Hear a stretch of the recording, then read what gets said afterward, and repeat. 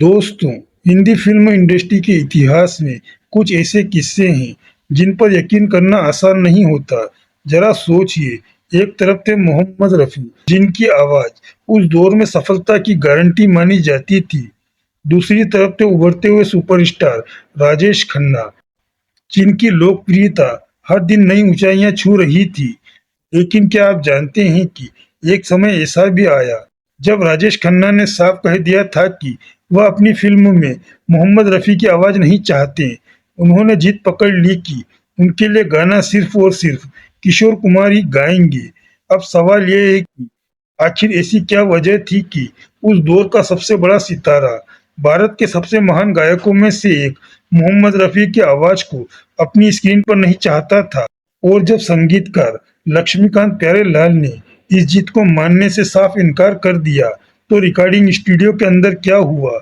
सबसे हैरान करने वाली बात तो तब हुई जब कुछ साल बाद खुद किशोर कुमार ने राजेश खन्ना से कहा, काका यह गाना मेरे बस का नहीं है, इसे सिर्फ मोहम्मद रफी साहब ही गा सकते हैं।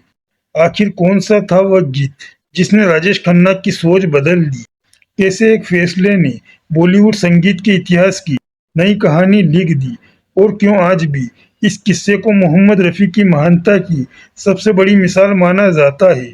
जानेंगे इस पूरी कहानी को विस्तार से, इसलिए वीडियो को अंत तक जरूर देखिए, क्योंकि इस कहानी का आखिरी हिस्सा शायद आपको सबसे ज्यादा भावुक कर देगा। साल था 1969। मुंबई के एक रिकॉर्डिंग स्टूडियो में हिंदी फिल्म इंडस्ट्री के मशहूर संगीतकार लक्ष्मीकांत प्यारेलाल अपनी नई धुन पर काम कर रहे थे। तभी स्टूडियो का दरवाजा खुलता है और अंदर आते हैं उस दौर के उभरते सितारे राजेश खन्ना।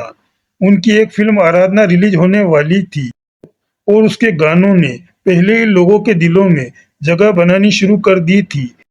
राजेश खन्ना ने आते ही एक ऐसी बात कही जिसने कमरे का माहौल बदल दिया। उन्होंने कहा, यह गाना अगर मेरी फिल्म के लिए है तो इसे किशोर कुमार से ही गवाइए। मेरी स्क्रीन पर उनकी आवाज सबसे ज्यादा जचती है।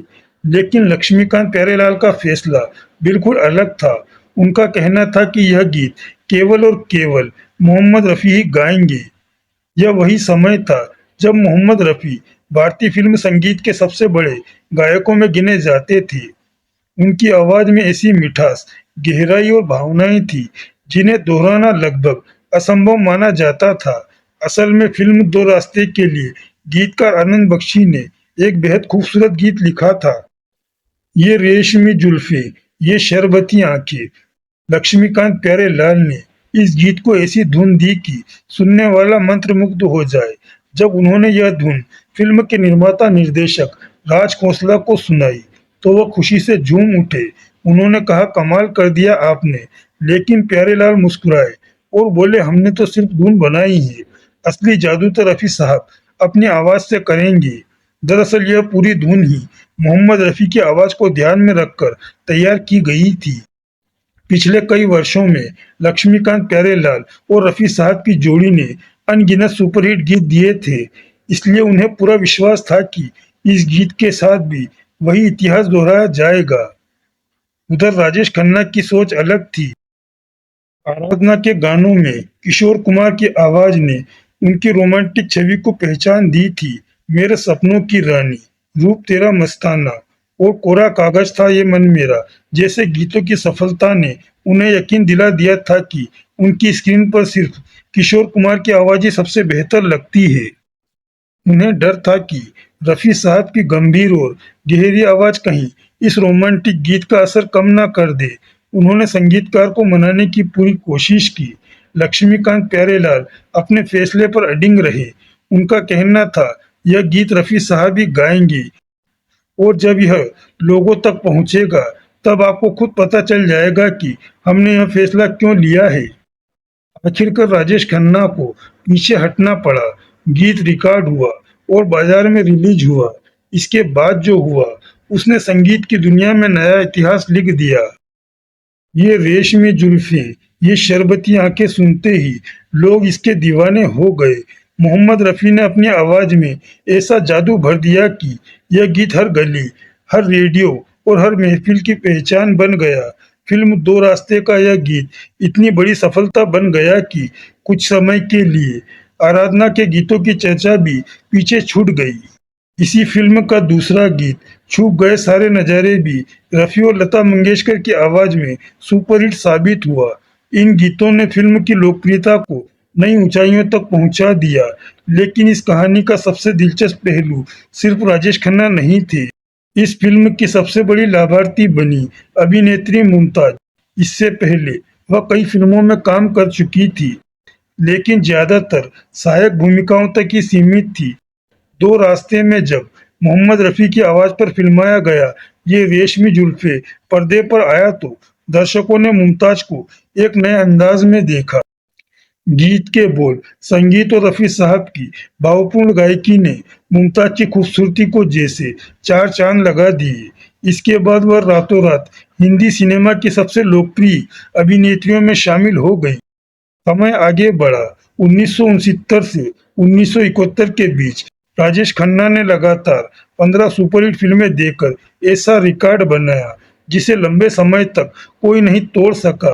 अब उनका स्टारडम अपने चरम पर था और फिल्मों के संगीत में उनकी राय भी पहले से कहीं ज्यादा महत्व रखने लगी थी। इसी दौरान फिल्म हाथी मेरे साथी की तैयारियां शुरू हुई। फिल्म में एक बेहद भावुक गीत रिकॉर्ड होना था। नफरत की दुनिया को छोड़कर राजेश खन्ना एक बार फिर चाहते थे कि यह गीत किशोर कुमार ही गाए, लेकिन इस बार कहानी ने ऐसा मोड़ लिया जिसकी किसी ने कल्पना भी नहीं की थी। किशोर कुमार ने गीत को कई बार गाने की कोशिश की, फिर उन्होंने खुद राजेश खन्ना की ओर देखा और बेहद विनम्रता से कहा, काका यह गीत मेरे बस का नहीं है। इसमें जिस दर्द, जिस ठहराव और जिस आत्मा की जरूरत है वह सिर्फ मोहम्मद रफी साहब ही दे सकते हैं। किशोर कुमार के मुंह से निकले ये शब्द सुनकर राजेश खन्ना कुछ पल के लिए शांत हो गए। उन्हें एहसास हुआ कि हर गीत की अपनी मांग होती है और हर आवाज की अपनी अलग पहचान। इसके बाद यह गीत मोहम्मद रफी ने गाया और वह आज भी हिंदी फिल्म संगीत के सबसे भावपूर्ण गीतों में गिना जाता है। सच यह है कि मोहम्मद रफी ने राजेश खन्ना के लिए किशोर कुमार की तुलना में बहुत कम गीत गाए, लेकिन जितने भी गीत गाए उनमें अपनी गायकी की ऐसी अमिट छाप छोड़ी कि वे हमेशा के लिए यादगार बन गए। यही मोहम्मद रफी की सबसे बड़ी महानता थी। उन्हें कभी इस बात से फर्क नहीं पड़ा कि कौन अभिनेता उनके बारे में क्या सोचता है। उनके लिए सबसे महत्वपूर्ण था गीत, उसकी भावना और श्रोताओं तक उसे पूरी ईमानदारी से पहुंचाना। आज भी जब ये रेशमी जुल्फे या नफरत की दुनिया को छोड़कर जैसे गीत सुनाई देते हैं तो एहसास होता है कि महान कलाकार समय से नहीं अपने हुनर से अमर होते हैं। मोहम्मद रफी उन्हीं कलाकारों में से एक थे जिनकी आवाज आने वाली पीढ़ियों तक लोगों के दिलों में गूंजती रहेगी।